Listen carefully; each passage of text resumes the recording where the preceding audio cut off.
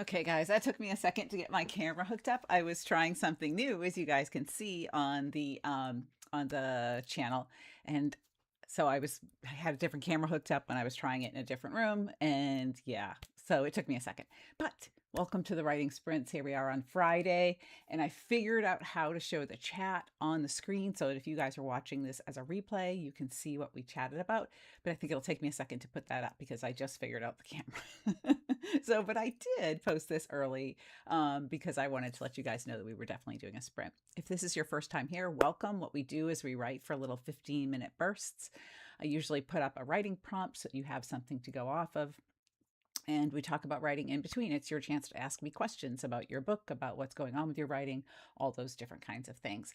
So welcome to this, and let me know what you thought about the wait screen, if that worked for you. I know I started like 4 minutes late, but that was all the camera's fault. It was just a minute of like, oh yeah, I have to turn on my camera for my computer to see that it's there, that kind of thing. Nice to see Natalie and Kestrel and Silverali and Heather and Jenny, a lot of people that are here all the time. I really appreciate seeing you guys here and having you be a part of this. So yes, I appreciate it a lot. Um, yeah, it's gonna take me a second just to grab the thing for this chat so that I can put it on top of the screen. And I'll probably do that while we have our first sprint so that then everybody gets to see it after the fact. Because I didn't realize until somebody said something in the comments that you guys couldn't see the chat replay. And I don't know why. Again, you guys know technology is way beyond my abilities. But I have found a workaround for it that can work. And I still haven't figured out how to stream on TikTok too. I think I have to do a live separately. I don't know. I also asked a poll in my community, and I think Jenny answered it and some other people, that about doing that live asked and answered kind of thing, because you guys seem to really like that and it performed pretty well on my channel. And even though I only had like a handful of questions because I did it at the last minute because my editing software was down for a couple of days, it seemed to be pretty popular. So a live one allows you to ask me and for me to go into more depth in terms of the questions. Like here, we just do it in between the sprints. So I only have so much time to be able to answer your questions. And that also gives you an opportunity to think about the questions ahead of time. So I was thinking that I would do those on maybe Fridays or Mondays, because those are the 2 days that I'm generally in my home office, which is this setting here. And I do have new little lights in the back there in case you guys didn't notice them. They're just kind of silly little ones, and I might mess with how they're laying on there, but I bought them for my bedroom and they don't have a dimmer switch on them. And it's like having a headlight in there. So it was too bright for my bedroom, but I loved them. So I decided to keep them and work them onto the shelf. So I might just tuck them up a little bit more in there. I like the, what do you call, fairy lights. I love those things. It was one of the first things I bought after I got divorced. I was like, I am going to have fairy lights in my bedroom. And that's exactly what I did. So let me know if you have anything cutesy like that that would probably be like in a 9-year-old's bedroom, but I really, really like them. And when my old set died, I had to get new ones. And I went through 4 different kinds before I finally found found ones that work, that have a dimmer setting and everything else. And thank you, Kestrel. Yeah, I really like them. I love them in my bedroom. My husband teases me about them, but I love them. They're like just enough light for me to be able to see, to, start like finding which book I'm going to read. It's not enough to read a book, but it's enough for me to go to bed and stuff and wind down without having to have the light from my phone on, because I'm trying really hard to avoid being on my phone. I also downloaded one of those apps that like forces you to not do like open certain programs, because I get sucked into social media just like all of you. And Heather has a salt lamp that lends a soft glow. My son has one of those. I bought him that a long time ago, and they do have a great little glow with them. I like that too. I just wanted the whole like magical bedroom feel when it was just my bedroom. So, yeah. All right. So our writing prompt today is again like kind of a little line that you can finish, or you can think about this for your character. Hey, Jack, nice to see you. And I thought that that would be fun because you guys seemed to like that last time. So I figure we can do that, and I will work on getting the chat up in between. And yeah, magical fairy lights. Hopefully they make my life magical too, right? I got to find my timer so that I can time the sprint. and then we can go to a sprint, and then we can come back and answer some questions. So let's do a sprint real quick. I'll figure out how to post the chat into the live stream, and we'll be back in 15 minutes to talk.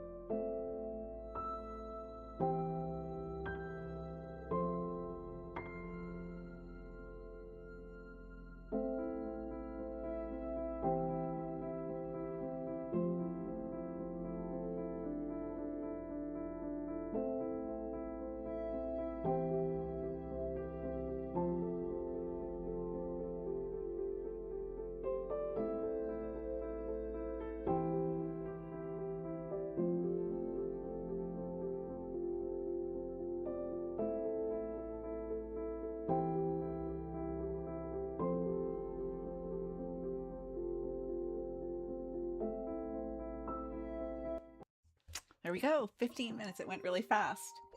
So yeah, I got some work on my book. I managed to get the chat up on the screen so that anybody that watches a replay can do that. Because I always feel bad that a lot of the people that watch the replay don't get to know what questions were asked or what we talked about. So there you go. Um, Kestrel used the prompt that I had. I moved fast, my arm forcefully bending his hand backward, like Michelle taught me. Like a slippery eel, I managed to move away, my foot colliding with his stomach mere milliseconds later. I like that. And then Jenny did one too. The man's massive hand tightened around her arm, a python pinning her in place. She froze, like always. She has learned to control even her heart, the heart that had once raced when this man touched. I like that too. I like both of these. They're two completely different options of one line, right? Which just goes to show how your imagination can be so much different from somebody else's, even with the exact same idea. So we've got one line, and Kestrel did something that was like fighting back a really badass female. And Jenny did something where it was more internal and emotional, and she reacts out of fear and freezes. You know, like we all have lots of different reactions to things like that: fight, flight, freeze, or fawn. So I like that a lot, that you guys did something so different. Silver Ollie got 157 words. Good job. I never really count my words because sometimes I write really fast and sometimes I don't. And really, I'm just kind of continuing to work on the same book. I'm not working on my book for HarperCollins yet because I'm waiting to get some feedback from my editor on the proposal that I turned in. So, you know, I can procrastinate, which is always good. I do that a lot. And the other thing I'm going to do is I'm going to start doing some interviews on the channel. I've got one that's kind of come out hopefully next week or the week after. We're still coordinating a time. My first one will be with my daughter. You guys might know because I put an announcement on my Instagram and on my Facebook and on my channel community page that my daughter's album just came out, and a lot of the proceeds are going to support the immigrant refugees in the city where she lives. So and it's a really important cause to her. She is a very, very talented writer. She is a better writer than me, I think. She's just really good, but she doesn't like writing long fiction. So she's never going to be my competition, which is a good thing because she's a really, really good writer. She wrote 2 books with me. We did the Cellar and the Well together, the 2 A.J. Whitten horror YA novels that we did for Houghton Mifflin. And then she got her license and she was busy, right? Like a teenager, not home at all. So I'm going to interview her and talk about the parallels between fiction and songwriting, because her songs are really, really powerful and personal. And we're going to talk about how a simple word choice can change everything about a song. And we're also going to talk about the way that you sing the song, just like the way that you write a book can change everything about the experience for the listener. If you guys have not yet heard Lady Gaga's rendition of Mr. Rogers' Neighborhood song, you absolutely should listen to it. Like, it'll make you cry at the end. It's so powerfully done and so evocative, and I absolutely loved it. I've listened to it about 700 times. Every time I come across it, I stop and I listen to it because I really love how she does it. And it brings a completely different depth and meaning to that song than it did when it was Mr. Rogers, right? Like, Mr. Rogers was very peppy and welcoming and kind of just friendly, entertaining. Lady Gaga's doing it as part of her political, not political, but I guess as a way to kind of support people that are feeling left out of the neighborhood or feeling like they've been ripped out of the neighborhood. She has a very evocative and emotional tone to it, and I really love that rendition. Um, and Kestrel, I'm a Krav Maga class, and I'm definitely incorporating that into my novel. Yes, I love that. I think that's really great. I run, so I put a lot of running into my novels because it's something I know well. I've also put swimming in before because when I was doing triathlons, I did a lot of swimming.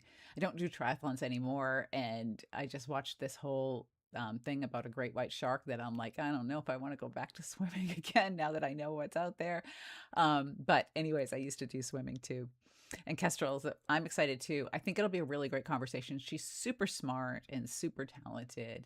And she just has some really deep thoughts. Her music has come so far since she started recording. And I love what she does. She does a kind of a EDM kind of, not EDM. I'm going to get it wrong. I'm going to get the genre wrong. It's like an electronic synth music, singer-songwriter synth music. I think I'm totally wrong on the genre. Because it's not normally a genre I listen to, but I do, of course, listen to hers, and I buy hers the second they come out because she's amazing and she's really talented. And her new one, about it's, I think, Before You Bloom, I think is what it's called, is really cool because it's all about the pain you go through and how you come out of that and change. So, anyways, I'm going to give away way too much with the this interview before we even get there. So, are you guys impressed with my little thing there? I also got like a new light and I was going to try it today, but then I was afraid like if I add one more new thing into this, it'll probably screw it all up. But I got this really bright light that I can put on my face. I used it for a short that I'll put out later this week. And in case you missed it, there's also an interview with me from the Elite Advantage podcast. I've been running a couple of the shorts, but the link to the full interview is on my community page on the channel. That goes into a lot of my other areas of writing and a lot of my real life story and how that kind of led me to where I'm at today. A lot of stuff that I don't normally talk about on the channel because I'm really delving into craft and not so much my real life story. So if you guys want to see that, the link is right there on the community page. And where can you listen to her music? I will put the name of her band in here. If I can figure out how to get to the chat box. There we go. It's Funayure, which is a wait, I have to think about how to spell it now that I just said it out loud. Because it's a word for Japanese ghosts, I think. And she is on Apple and Spotify and all of those things. And yeah, I was going to spell it wrong. It's a really weird little word, but anyways, it's really a cool little thing that she does. And I think they have a website. I was just Googling her songs. Anyways, they're spirits that have become vengeful ghosts at sea. Like, I don't know if you guys saw The Terror, but that's kind of what a Funayure is. And they've just done so much since they started working together, her and her recording partner. And I really like what they do. So, yes, thank you, Jenny. And look, you got the little thingy in there. I can't type those. I have no idea where to do that. But she is on Spotify and Apple and YouTube and everything else. And if you are a musician, the most money when you buy an album that goes to the musician comes from Bandcamp. They also list their albums on bandcamp.com because that gives the biggest percentage to the artist versus Spotify, etc. But you can listen to her anyways. So I buy it and then I go listen to her on the other platforms as well. So she gets a little, because, you know, I'm her mother. So of course I'm going to do that. It's funny. Both of my kids are very talented creatively. Neither one wants to be a writer, but that's okay.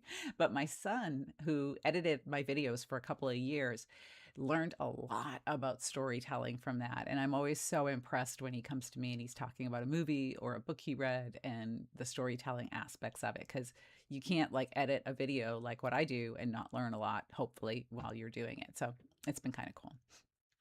But yeah, I'm going to do that. I've also reached out to somebody who writes cozy mysteries and is an adjunct professor of fiction. I think I told you guys about her. I met her at BoucherCon back in October in New Orleans, and she had read Writing Compelling Fiction. She's like, "Oh my God, you wrote Writing Compelling Fiction?" And I was like, "Yes, I did." And she uses it to teach in her class. So I finally had a chance to read her book, and it's a really adorable cozy mystery. I've talked about it a little bit on the channel. It's called Icing on the Murder. And I reached out to her to see if I can do an interview with her. I'm also going to talk to a cover designer that I work with and a couple of editors that I know, one that is also an author. And if you have author friends or you have like dream topics that you want me to interview people about, let me know. I thought that these would be a great addition to the channel. And I had talked about doing a podcast, and now I can use those as a podcast until I start exporting the videos that I do with just the audio part. So, because I'd have to go back and do all that. And I don't feel like doing that. Honestly, it's easier to create new than to go back. So that's why I'm doing that. Plus, I thought it would be some different content. So I'm not always talking about the same thing. I also have a second part to the Housemaid book review and study. And this goes into what makes the partial so great, which is the first 3 chapters, and it gives you a lot of tips on how to write a great partial so that an editor or agent asks for your book. That's going to be my Monday video, assuming everything goes well with the editing software. It's been kind of glitchy. The CapCut and TikTok, they're both owned, or they were owned by ByteDance, and then they got sold to Oracle, and it's just been very glitchy ever since. I do not understand why they have had so many problems, but hopefully it works this weekend when I go to edit. All right, let's do another sprint, another 15 minutes, and then we'll come back and chat some more.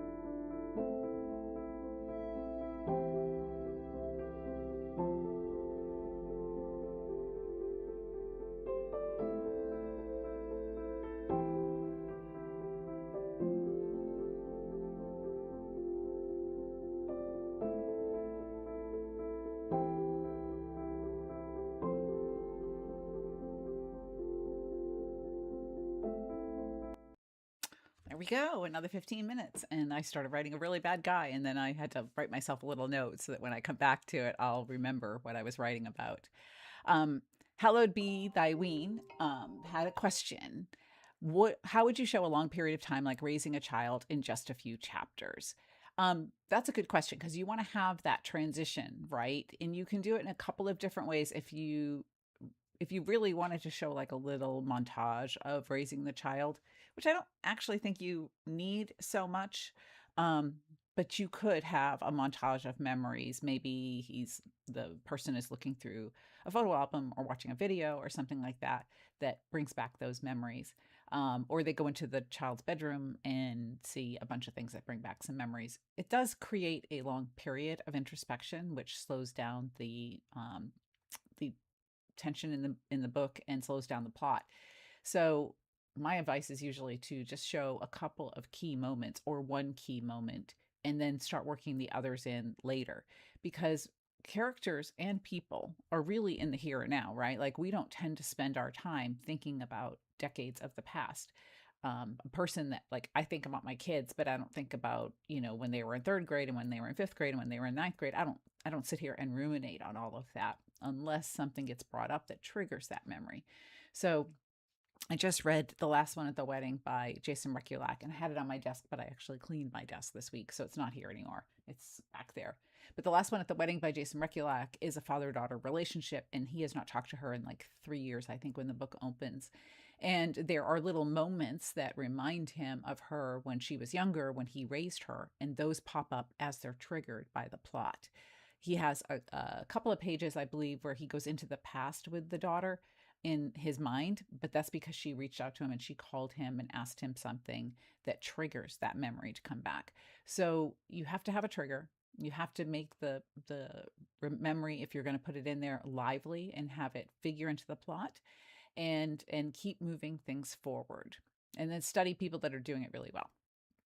Kestrel, he groans in pain, doubling over. Don't touch me. My voice is cutting him. I see it in his eyes as he looks up.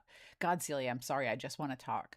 My heart beats fast, but I'm curious now. So I love that you had that little twist in there. She does the, Krav Maga on him, takes him down, and then it turns out that he's not trying to attack her. He just wants to talk.